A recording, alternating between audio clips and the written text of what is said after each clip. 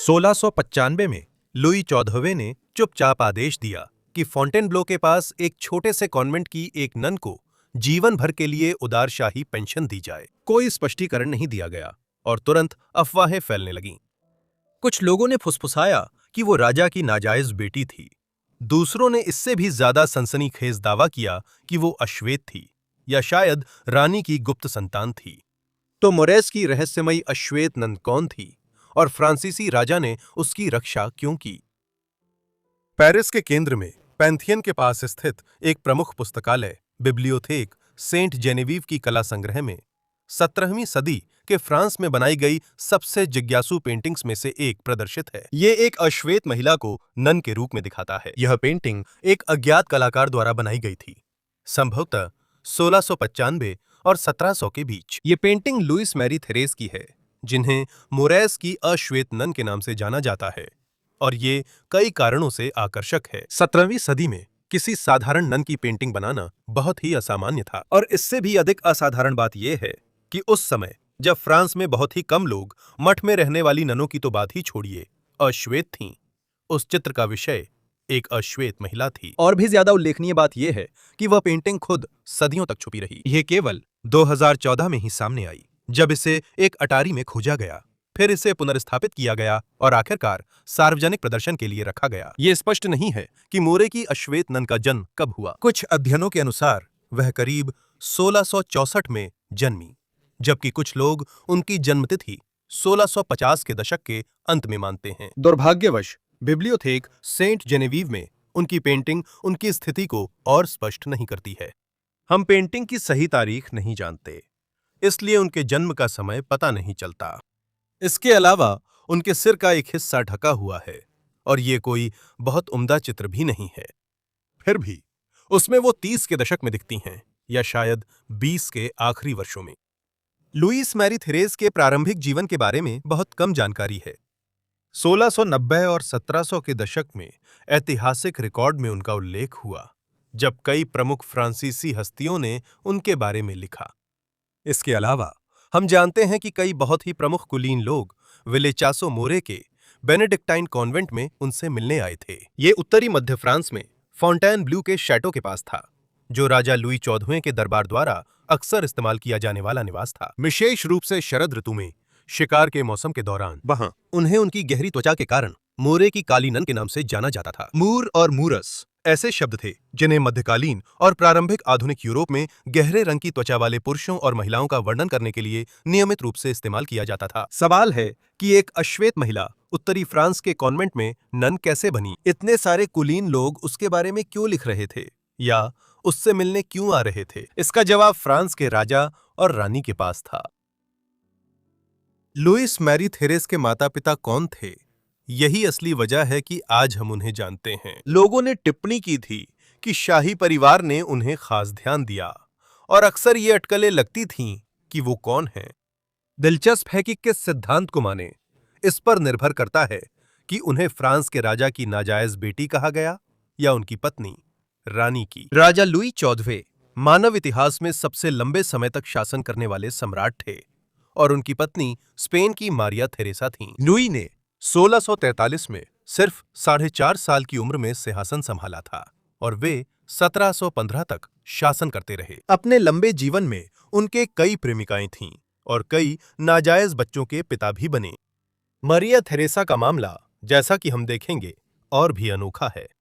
Spain के राजा Philip चतुर्थ की बेटी 1660 में उन्होंने लुई से शादी की, जो फ्रांस और स्पेन के बीच युद्ध खत्म करने वाले शांति समझौते का हिस्सा था। वो अपने पति की कई बेवफाइयों से अच्छी तरह वाकिफ थीं। फिर भी एक सत्तारूढ़ रानी या शाही पत्नी के लिए अपने ही नाजायज बच्चों को जन्म देना कहीं अधिक चौंकाने वाला, लगभग अकल्पनीय होता। इसी पृष्ठभूमि में मोराई की काली नन की कहानी और भी रहस्यमय हो जाती है। लुईस मैरी थेरेस के बारे में और इस बात पर कि शाही परिवार और दरबार ने उन पर इतना ध्यान क्यों दिया, 3 मुख्य सिद्धांत हैं। पहला सिद्धांत कहता है कि वह राजा की बेटी थीं। 17वीं सदी के दौरान यूरोप के सम्राट अपने विवाहेतर संबंधों के लिए विशेष रूप से बदनाम थे। उदाहरण के लिए इंग्लैंड के चार्ल्स द्वितीय को अपने बच्चों की संख्या तक नहीं पता थी और उनकी कई प्रेमिकाएं थीं। लुई भी इससे अलग नहीं था। उनकी कई कई प्रेमिकाएं थीं, जिनमें से कुछ से उनके नाजायज बच्चे भी थे, और ये पूरी तरह से संभव है कि उनकी कोई अश्वेत प्रेमिका भी हो सकती थी। 17वीं सदी मध्य तक फ्रांस उपनिवेशवादी शक्ति बन गया था और पश्चिम अफ्रीका व कैरेबियन के बीच दास व्यापार में शामिल था। लुई के समय फ्रांस में कुछ ही अश्वेत महिलाएं थीं, फिर भी वे मौजूद थीं। संभव है कि लुई ने फ्रांसीसी दरबार में एक अश्वेत महिला से बेटी पैदा की और उसे पालने के लिए ननों के मठ में भेजा। उसके बाद उन्होंने दरबारियों को समय समय पर उससे मिलने के लिए भेजा, ताकि बाद के वर्षों में उसकी देखभाल हो सके, और उसके लिए एक पेंशन की व्यवस्था भी की। 1695 में अगर लुई उसके पिता थे तो ये कोई अकेली घटना नहीं रही होगी। जानकारी बहुत सीमित है, लेकिन ऐसा लगता है कि वे शायद डोरोथी नाम की एक और सांवली त्वचा वाली संतान के पिता रहे हों। उसका जिक्र कुछ अभिलेखों में मिलता है, जिससे संकेत मिलता है कि वो राजा की गुप्त संतान थी, लेकिन उसके अस्तित्व के सबूत और भी कमजोर हैं। राजा लुई 14वें गुप्तता में माहिर माने जाते थे। वे जो भी बात जनता के लिए अनुपयुक्त समझते थे, चाहे वो राज्य के मामले हों या बेहद निजी बातें, उन्हें छुपा लेते थे। जैसे कि 1683 में मैडम दे मंतना से उनकी गुप्त शादी, तो उनके पिता होने की संभावना बनती है। दूसरी थ्योरी वो है जिसका बहुत से इतिहासकार समर्थन करते हैं। इसमें कहा गया है कि मोरेस की अश्वेत नन असल में रानी की बेटी थीं। 17वीं सदी में शाही परिवार अक्सर अपने दरबार में अजीब माने जाने वाले लोग रखते थे। इनमें बौने और अफ्रीका से आए लोग भी शामिल थे। ऐसा ही एक उदाहरण था नाबो, जो एक काले बौने थे और कहा जाता है कि वे दरबार के निवासी थे। इस सिद्धांत के अनुसार पति के रंगीन मिजाज के तुरंत बाद रानी मारिया थेरेसा ने नाबो से संबंध बना लिए थे। इसका नतीजा ये हुआ कि एक बच्चे को गुप्त रूप से कॉन्वेंट भेजना पड़ा, ताकि शाही परिवार की बदनामी न हो। फिर भी इस सिद्धांत में एक और परत है। 16 नवंबर 1664 को स्पेन की रानी मारिया थेरेसा ने अपने तीसरे बच्चे, एक बेटी को जन्म दिया, जिसे आधिकारिक रूप से मेरी एन नाम दिया गया। 6 हफ्ते बाद बच्चे को मृत घोषित कर सेंट डेनिस में दफनाने से पहले सार्वजनिक रूप से दिखाया गया। फिर भी समर्थक कहते हैं कि वो बच्ची कभी मरी नहीं थी।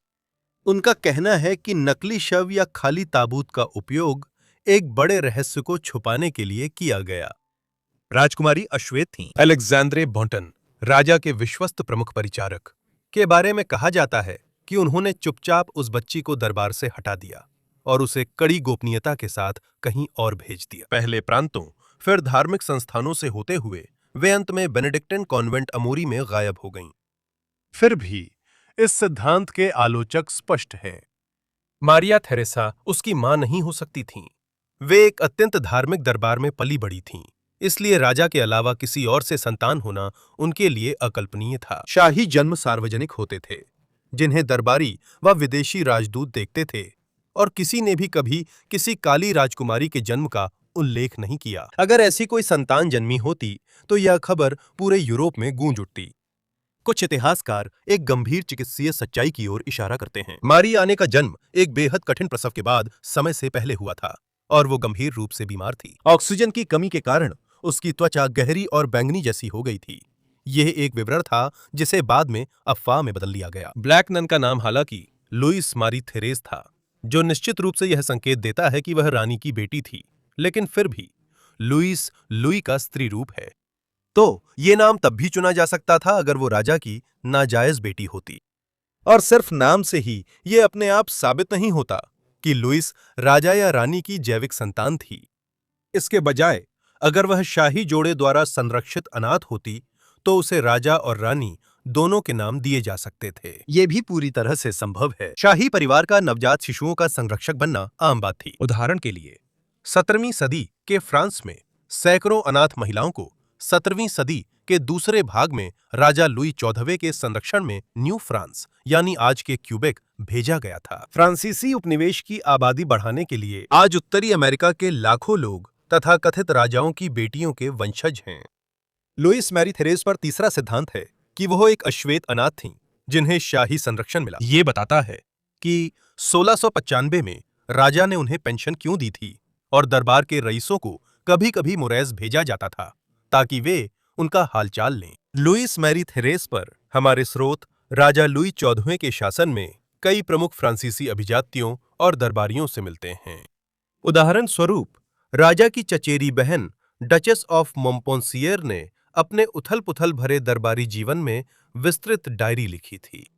इनमें बताया गया है कि पेंशन के साथ राजा अक्सर लोगों को मुरैज भेजता था ताकि वे काली नन का हालचाल लें। रानी तब तक बहुत पहले ही मर चुकी थीं, जिनकी 1683 में केवल 44 साल की उम्र में असमय मृत्यु हो गई थी। इन विवरणों में बताया गया है कि लुईस का दरबार में बपतिस्मा हुआ और फिर उसे चुपचाप कॉन्वेंट भेजा गया, जहां उसे अच्छी शिक्षा मिली। हमें ये इसलिए पता है क्योंकि बची हुई चिट्ठियों से पता चलता है कि वह आसानी से पढ़ और लिख सकती थीं। निस्संदेह ब्लैक नन के बारे में सबसे अच्छा विवरण Louis de Rouvroy, Duke of Saint Simon ने प्रस्तुत किया था, जो 17वीं और 18वीं शताब्दी के एक प्रमुख दरबारी और संस्मरणकार थे।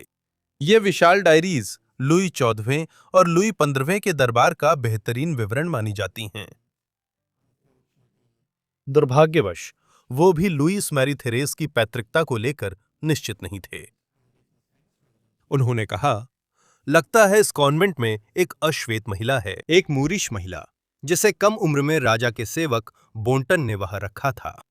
उसकी पूरी देखभाल और ध्यान रखा गया, पर किसी को नहीं दिखाया गया।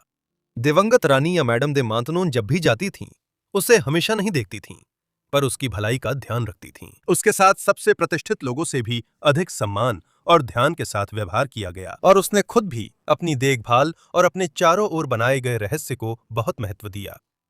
हालांकि वह नियमों के मुताबिक रहती थी, लेकिन यह देखना आसान था कि वह अपनी स्थिति से बहुत संतुष्ट नहीं थी। एक दिन जंगल में मॉन्सेन्योर की शिकार की आवाज सुनकर वह अनायास बोल उठी, मेरा भाई शिकार कर रहा है। ऐसा दिखावा किया गया कि वह राजा और रानी की बेटी थी, लेकिन उसके रंग के कारण उसे छुपा दिया गया था और अफवाह फैली कि रानी का गर्भपात हुआ था।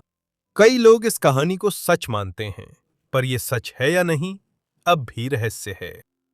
यहां तक कि प्रसिद्ध दरबारी सेंट साइमन, जिसकी पहुंच उन अनेक लोगों तक थी जो राजा और रानी के निजी मामलों से वाकिफ रहे होंगे, भी निश्चित रूप से कुछ नहीं कह सका। मौर्य की काली नन की असली स्थिति क्या थी?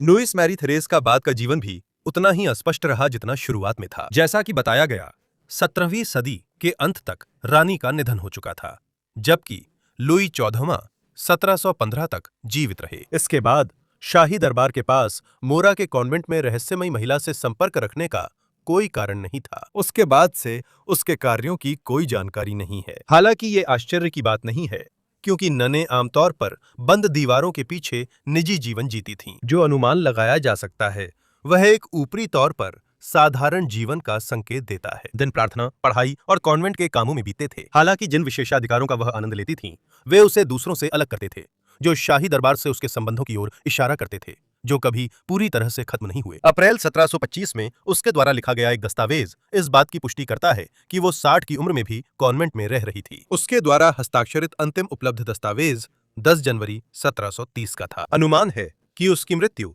1732 में हुई थी, पर इसे निश्चित रूप से नहीं कहा जा सकता। हालांकि यह संभव है क्योंकि उस समय उसकी उम्र लगभग 70 साल रही होगी, जो 18वीं सदी की शुरुआत के मानकों के हिसाब से बुढ़ापा माना जाता है। मौर्य की काली नन का मुद्दा आज भी लोगों की कल्पना में है। लेखकों और इतिहासकारों ने इस पर अटकलें लगाई हैं कि उसके माता पिता के बारे में प्रचलित सिद्धांतों में से कौन सा सही था। फ्रांसीसी लेखक पियरे मैरी दे जोल ने 1978 में अपनी किताब नाबो या ले मास्क दे फेर में एक विस्तृत सिद्धांत प्रस्तुत किया। डिजोलिस ने आयरन मास्क वाले आदमी की उस प्रसिद्ध कहानी को, जिसके बारे में अलेक्जेंड्रे ड्यूमा ने 19वीं सदी में लिखा था, मौर्य की काली नन की कहानी से जोड़ने की कोशिश की। उन्होंने दावा किया कि आयरन मास्क वाला आदमी, जो लुई 14वें के समय रहस्यमय कैदी था, असल में दरबार का अश्वेत बौना नाबोल था। उसे तब कैद किया गया जब राजा को पता चला कि रानी ने मौर्य की काली नन को जन्म दिया था। ये एक अच्छी कहानी तो बनती है, लेकिन इसे साबित करने के लिए लगभग कोई सबूत नहीं है। भले ही डिजोल्स का सिद्धांत ऐतिहासिक दृष्टि से कितना भी कमजोर रहा हो, इसने लुईस मैरी थेरेस की कहानी में नई रुचि जगा दी। उनकी कहानी और नाबो की कहानी 2015 से 2018 के बीच बनी टेलीविजन सीरीज वर्साई में दिखाई गई थी। उन्होंने सिद्धांत अपनाया कि काली नन रानी की बेटी थी। 2014 में उनकी पेंटिंग की खोज ने भी उनकी कहानी में अकादमिक रुचि को एक नई दिशा दी, और पिछले 10 वर्षों में उनके बारे में कई शोध पत्र प्रकाशित हुए हैं। 2019 की गर्मियों और शरद ऋतु में रेमिलमॉन्ट के मुंह से चार्ल्स डिब्रूयर में द मोर्स ऑफ मोर नामक एक प्रदर्शनी आयोजित की गई थी। आज भी मोर की काली नन की कहानी हमें आकर्षित करती रहती है। दुर्भाग्य से शायद हमें कभी यह निश्चित रूप से नहीं पता चलेगा कि उसके असली माता पिता कौन थे। आप सभी का धन्यवाद कि आपने मोरे की ब्लैक नन की कहानी देखी। उम्मीद है यह रोचक लगी। आपको क्या लगता है कि उसके असली माता पिता कौन थे? क्या आपको लगता है कि उसकी मां रानी थी? क्या आपको लगता है कि उसके पिता राजा थे? क्या आपको लगता है कि उसे शाही परिवार ने अनाथ कर दिया था? नीचे कमेंट्स में मुझे अपने विचार जरूर बताएं। मैं वाकई उन्हें पढ़ने के लिए उत्सुक हूं। अगर आप और रहस्यमय कहानियां चाहते हैं तो कमेंट करें। उम्मीद है आपने सब्सक्राइब और नोटिफिकेशन ऑन कर रखा है ताकि वीडियो अपलोड होते ही पता चल जाए। मेरी तरफ से इतना ही। अगली भूली बिसरी जिंदगी में मिलेंगे। धन्यवाद।